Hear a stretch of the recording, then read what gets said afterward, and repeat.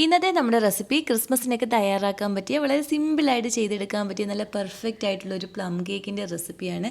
ബേക്കറിയിൽ നിന്നൊക്കെ കിട്ടുന്ന അതേ കേക്കിൻ്റെ രുചിയിലുള്ള നല്ലൊരു പ്ലം കേക്കാണിത്. അപ്പോൾ നമുക്ക് ഈ കേക്ക് എങ്ങനെയാണ് ചെയ്തെടുക്കുന്നത് നോക്കാം.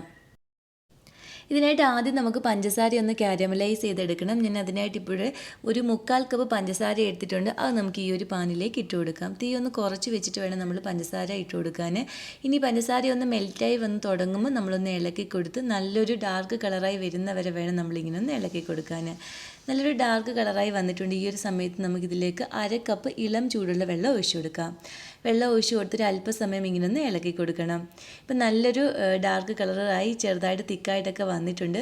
ഈ ഒരു സമയമാകുമ്പോൾ നമുക്കിതിൻ്റെ 1/4 ഭാഗം ഈ ഒരു ബൗളിലേക്ക് ഒന്ന് ഒഴിച്ചു കൊടുക്കാം. ബാക്കിയുള്ള ഈ ഒരു സിറപ്പിലേക്ക് നമ്മളിവിടെ ഒരു 1/2 കപ്പ് ഓറഞ്ച് ജ്യൂസ് എടുത്തിട്ടുണ്ട്. അത് നമുക്കിതിലേക്ക് ഒഴിച്ചു കൊടുത്ത് നല്ലതായിട്ടൊന്ന് മിക്സ് ചെയ്തെടുക്കാം. ഇനി നമുക്കിതിലേക്ക് വേണ്ടുന്നത് നമ്മുടെ കയ്യിൽ ജാം ഉണ്ടെങ്കിൽ മിക്സ്ഡ് ഫ്രൂട്ട് ജാം ഒരു 2 ടേബിൾ സ്പൂൺ നമുക്കിതിലേക്ക് ചേർത്ത് കൊടുത്ത് നല്ലപോലെ ഒന്ന് മിക്സ് ചെയ്തെടുക്കാം. ഇനി നമുക്കിതിലേക്ക് വേണ്ടുന്നത് ചെറിയാണ്. ഞാനിപ്പോൾ 1/2 കപ്പ് ചെറി എടുത്തിട്ടുണ്ട്. അത് നമുക്ക് ചേർത്ത് കൊടുക്കാം. അതിൻ്റെ കൂടെ 1/2 കപ്പ് ട്യൂട്ടി ഫ്രൂട്ടിയും 1/2 കപ്പ് കറുത്ത മുന്തിരിങ്ങയും ഒരു 1/4 കപ്പ് മഞ്ഞ മുന്തിരിങ്ങയും 1/2 കപ്പ് അണ്ടിപ്പരിപ്പും ബദാമും ചെറുതായിട്ടൊന്ന് അരിഞ്ഞെടുത്തിട്ടുണ്ട്. അതുകൂടി നമുക്കിതിലേക്ക് ചേർത്ത് കൊടുത്ത് നല്ലപോലെ ഒന്ന് മിക്സ് ചെയ്ത് കൊടുക്കാം. ഡ്രൈ ഫ്രൂട്ട്സ് ഒക്കെ നമ്മുടെ ഇഷ്ടത്തിനനുസരിച്ച് ചേർത്ത് കൊടുക്കാവുന്നതാണ്. ഇപ്പോൾ ഇതിവിടെ നല്ലപോലെ മിക്സായി ഈ ഒരു പരുവായി വരുമ്പോൾ നമുക്ക് ഫ്ലെയിം ഓഫ് ചെയ്ത് കൊടുക്കാം. ഇനി നമുക്ക് ഈ ഒരു ബൗളിലേക്കൊന്ന് മാറ്റണം. ഇനി ഇതിൻ്റെ ചൂടൊന്ന് മാറി വരുമ്പോൾ നമുക്കിതിലേക്ക് ഒരു 3 ടേബിൾ സ്പൂൺ മൈദാപ്പൊടി കൂടി ചേർത്ത് കൊടുത്ത് നല്ലപോലെ ഇതൊന്ന് മിക്സ് ചെയ്തെടുക്കാം. ഇപ്പം മൈദാപ്പൊടിയും ചേർത്ത് കൊടുത്ത് നമ്മളിവിടെ നല്ലപോലെ ഇതിങ്ങനെ ഒന്ന് മിക്സ് ചെയ്തെടുത്തിട്ടുണ്ട്. ഇനി നമുക്കിതൊന്ന് മാറ്റി വയ്ക്കാം. ഇനി നമുക്കിതിലേക്ക് വേണ്ട മൈദാപ്പൊടിയാണ്. ഞാനിപ്പോൾ ഇവിടെ 1/2 കപ്പ് മൈദാപ്പൊടി എടുത്തിട്ടുണ്ട്. അത് നമുക്ക് ഈ ഒരു സ്ട്രെയിനിലേക്ക് ഇട്ട് കൊടുക്കാം. ഇതിലേക്ക് ഇനി 1/2 ടീസ്പൂൺ ബേക്കിംഗ് പൗഡറും ഒരു 1/4 ടീസ്പൂൺ ജാതിക്ക പൊടിച്ചതും ഒരു 1/4 ടീസ്പൂൺ സിനമോൺ പൗഡറും ഒരു 1/4 ടീസ്പൂൺ കാർഡമം പൗഡറും ഒരു 1/4 ടീസ്പൂൺ ജിഞ്ചർ പൗഡറും ഒരല്പം ഒരു നുള്ളു ഉപ്പും കൂടി ചേർത്ത് കൊടുത്ത് നമുക്കിതെല്ലാം കൂടി നല്ലപോലെ ഒന്ന് മിക്സ് ചെയ്ത ശേഷം സ്ട്രെയിനിൽ കൂടി ഒന്ന് അയച്ചെടുക്കാം. ഇനി ഇതെല്ലാം കൂടി ഒന്നും കൂടി ഒന്ന് മിക്സ് ചെയ്തെടുക്കണം. ഇനി നമുക്കിതിലേക്ക് വേണ്ടുന്നത് മുട്ടയാണ്. ഞാനിപ്പോൾ ഒരു 3 മുട്ട എടുത്തിട്ടുണ്ട്. റൂം ടെമ്പറേച്ചറിലുള്ള മുട്ട വേണം നമ്മൾ ഇതിലേക്ക് എടുക്കാൻ. ഇത് നമുക്ക് ഈ ഒരു മിക്സ്ഡ് ജാറിലേക്കൊന്ന് പൊട്ടിച്ച് വയ്ക്കാം.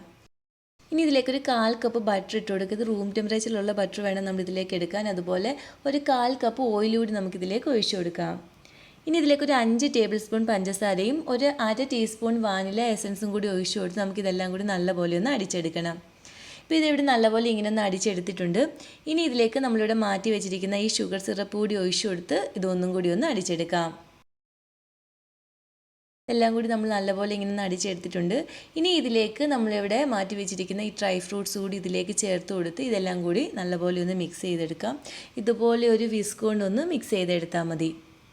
ഇപ്പോൾ ഇതിവിടെ നല്ലപോലെ ഇങ്ങനെ ഒന്ന് മിക്സ് ചെയ്ത് എടുത്തിട്ടുണ്ട്. ഇനി നമുക്കിതിലേക്ക് നമ്മളിവിടെ മാറ്റി വെച്ചിരിക്കുന്ന ഈ ഒരു മാവിൻ്റെ മിക്സ് കുറേശ്ശെയായിട്ട് ഇട്ട് കൊടുത്ത് ഇതുപോലെ ഒരു സ്പാച്ചില കൊണ്ട് നമുക്കൊന്ന് മിക്സ് ചെയ്തെടുക്കാം. ഇപ്പോൾ മുഴുവൻ മാവും ചേർത്ത് കൊടുത്ത് നമ്മൾ ഈ ഒരു പരുവത്തിന് മിക്സ് ചെയ്തെടുത്തിട്ടുണ്ട്. ഈ ഒരു കൺസിസ്റ്റൻസിയിൽ വേണം നമ്മുടെ ബാറ്റർ കിട്ടാൻ. ഇനി നമ്മുടെ കേക്കൊന്ന് ബേക്ക് ചെയ്തെടുക്കുന്നതിനായിട്ട് ഞാനിപ്പം ഇതുപോലെ ഒരു കേക്ക് ടിന്നിൽ ബേക്കിംഗ് പേപ്പർ വെച്ച് എടുത്തിട്ടുണ്ടായിരുന്നു. അതിലേക്ക് നമുക്ക് ഈ ഒരു ബാറ്റർ ഒഴിച്ചു കൊടുക്കാം. ബാറ്റർ ഒഴിച്ചു കൊടുത്ത് ഒന്ന് തട്ടി കൊടുക്കാം. ഇനി ഇതിൻ്റെ മുകളിലേക്ക് നമുക്ക് അണ്ടിപ്പരിപ്പും ഉണക്കമുന്തിരിങ്ങയും ഒക്കെ ഇങ്ങനെ ഒന്ന് വെച്ച് കൊടുക്കണം. ഞാനിപ്പോൾ ഇവിടെ ഗീക്ക് എയറോ കുക്കിൻ്റെ എയർ ഫ്രയർ ഓവനാണ് എടുത്തിരിക്കുന്നത്. ഇതിൽ ആദ്യം പ്രീഹീറ്റ് മോഡിലിട്ടതൊന്ന് പ്രീഹീറ്റ് ചെയ്തതാണ്. ഇനി നമുക്ക് കേക്ക് മോഡിലിട്ട് ഈ കേക്കൊന്ന് ബേക്ക് ചെയ്തെടുക്കാം. നമ്മൾ പാനിൽ കേക്ക് ബേക്ക് ചെയ്യുന്നതിൻ്റെ വീഡിയോയുടെ ലിങ്ക് ഞാൻ ഡിസ്ക്രിപ്ഷനിൽ കൊടുത്തിട്ടുണ്ട്. അപ്പം നമുക്ക് അത് നോക്കിയും കേക്ക് ബേക്ക് ചെയ്തെടുക്കാവുന്നതാണ്. ഇപ്പം കേക്ക് ഇവിടെ ബേക്കായി വന്നിട്ടുണ്ട്. ഇനി നമുക്ക് തണുത്തതിന് ശേഷം നമുക്കിത് ഈ കേക്ക് ടിന്നിൽ നിന്ന് ഇളക്കി നമുക്കിത് ഒന്ന് കട്ട് ചെയ്തെടുക്കാം.